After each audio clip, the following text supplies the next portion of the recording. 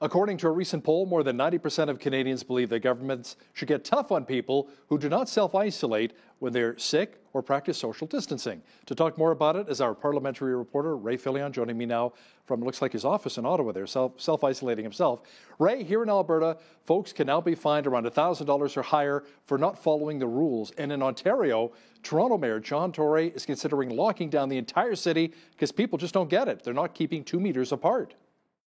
Absolutely. And I heard of a guy just this morning who threw a party in his backyard last night, somewhere in Brampton in the GTA, the Greater Toronto Area. There were 20 people in his backyard. He's going to be getting a $100,000 fine. That's an expensive party. So, yeah. Wow. Yeah, and it's happening more and more. I know the mayor of Montreal, the mayor of Ottawa, mayors across the country have been warning their citizens, look, get serious with social distancing or else you're going to be facing some major fines. And according to polls, that's exactly what most Canadians want. They say there's a global research poll whose numbers I have here. 72% of Canadians believe that those who ignore quarantine should be fined, and 47% believe they should be thrown into jail. 79% of respondents to the same poll say prize gougers, and there have been a few of those across the country, unfortunately, should be fined. 56% believe they should go to jail. And the people behind those nasty text messages and emails you're getting promising a cure, you know, some magic vaccine or a pill that will make COVID-19 go away, 84% of respondents say they should be arrested and fined, and 74% think they should be put behind bars. So there you have it. Mayors are getting tough, police are getting tough across the country, and that's exactly what most Canadians want. And you know, I looked at some of the polls as well that we've seen too. 90% want Canadians or want the governments to do something to help out Canadians. Now, Ray, Ottawa is spending huge amounts of cash to deal with this COVID-19 pandemic, and there's no chance of balancing the books anytime soon, is there? Oh, absolutely not, Hal. The parliamentary budget officer came out with an estimate of the deficit last week. That was on Friday of last week. $112 billion, but that was before a slew of new measures that the Prime Minister and his cabinet announced in the days that followed. Just to give you an example, just to give you an idea of the numbers here, how much money is being spent by the federal government, the wage subsidy that was recently announced is going to cost $71 billion to the federal government. The emergency response benefit, they estimate it will cost $24 billion, $85 billion worth of tax deferrals have been announced. The credits for businesses are worth, according to the latest estimate, $25 billion right now. $40 billion in liquidity have been injected or are being injected into the economy right now, and another $10 billion of other miscellaneous measures. So add everything up, you're looking at a total price tag for now of $255 billion. And I say for now because Justin Trudeau and his finance minister keep saying this is only the beginning. We're likely into this mess for months.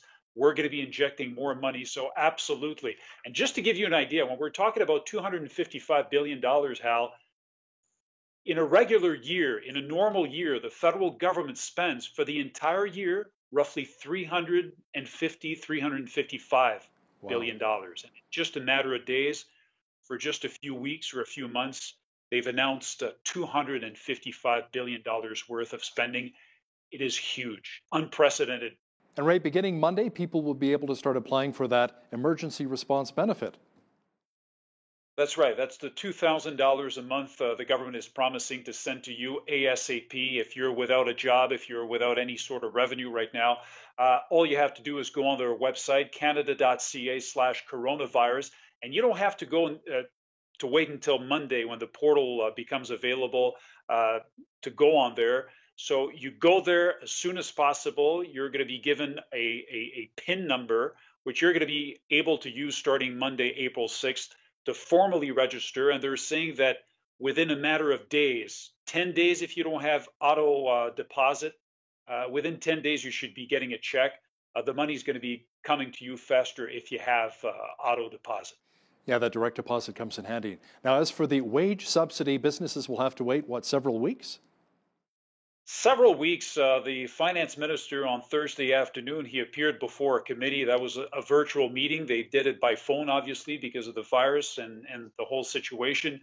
He was asked repeatedly by the Conservatives exactly when will the money be available for businesses to continue to cover 75% of their workers' wages. The finance minister couldn't give an exact date. He said 3 to 6 weeks. You have to understand that this is a brand new program that they're starting from scratch. Usually, he explains, a program of this magnitude is being put together over several months. It takes them months, if not years, to come up with a program like this. They're doing it very expeditiously in a matter of days.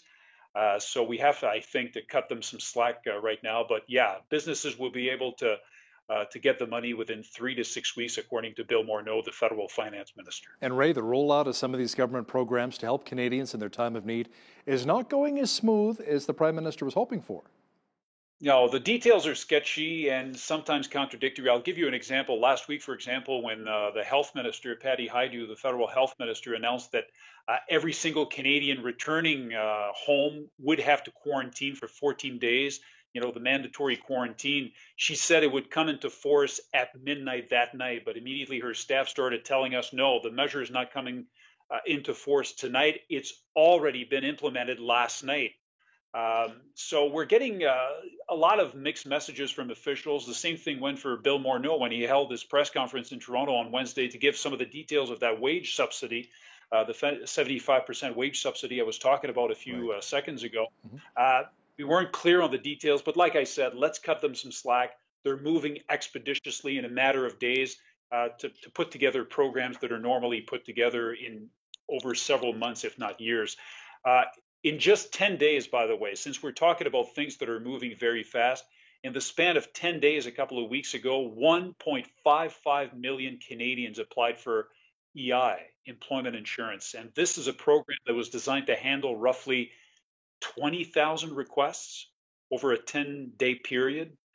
They got more than 1.5 million requests. And hopefully things are going to go faster, obviously, as they're moving some civil servants from other departments over to EI and the Canada Revenue Agency to be able to answer calls and just give people the money they so badly deserve right now. Yeah, COVID-19 has hit our economy hard in a big way.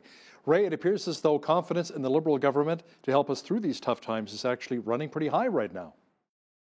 Yeah, we're seeing that across Canada, actually, and pretty much around the world. People seem to be rallying behind their leaders in this time of crisis. So the federal government's response has been getting some rave reviews across Canada. If we believe polls, confidence in the Liberals, you're right, is at 75% right now, according to an ECHO survey. 76% of respondents to that survey say they approve of Justin Trudeau's performance in dealing with the coronavirus. Ditto for Chrystia Freeland, by the way, his deputy prime minister. The same poll is putting voting intentions at 40% for the governing Liberals, 29% for the Conservatives, and 12% for the NDP. Obviously, nobody has an election on their mind right now, but still interesting to see that the Liberal numbers are actually going up. Ontario Premier Doug Ford, who had a rough first couple of years in power here in Ontario, he's enjoying a 67% approval rating at the moment. In Alberta, 65% of Albertans approve of Premier Kenney's handling of the situation. But the premier of all premiers across Canada, the one who's getting the best review is Quebec's François Legault. 95%. Why is it so high? People just love him. He's been holding for like 3 or 4 weeks now daily news conferences. They like the way he communicates with people. He's honest. He's not, shying away from, telling people how things are. But 95% approval rating. When did you see a number so high in Canada? Well, for a politician, absolutely. Now, Ray, with the COVID-19 pandemic, the Tory leadership race is on hold. It was supposed to take place, I believe, in June. And not everyone is happy about it, including Peter MacKay, who is considered one of the frontrunners. Yeah, the frontrunner, as a matter of fact. Mr. MacKay, a few days before that decision was made by the National party was actually calling on the party to keep the July 27th date for the leadership convention intact. He didn't want it to be moved. One of his arguments was that, we've had elections here in Canada during the First and Second World Wars, so why not just keep on going? But the fact of the matter is, how can you campaign when everybody's focused on the pandemic right now? So most conservatives agree that that was the right call. His main rival, Ontario MP Erin O'Toole, was calling for the race to be postponed. So they're still campaigning on Twitter, both Mr. O'Toole and Mr. McKay. They're still at it, but everything's on pause right now. Chances are it's not going to be before the fall that the Conservatives will elect their new leader, the successor to Andrew Scheer. But we're still waiting on that decision. They're supposed to make up their mind sometime in May. Meanwhile, another campaign is still on despite COVID-19, and that's Canada's efforts to win a seat on the UN Security Council. Right? Why is this so important to Prime Minister Justin Trudeau? Well, it's the cornerstone of his foreign policy. He announced, don't forget, when he came to power in 2015, that Canada was back. Well, he wants Canada to be back at the United Nations. It's important. It's seen as important for his government to have a voice on the international scene. So they want to have a bigger voice at the United Nations.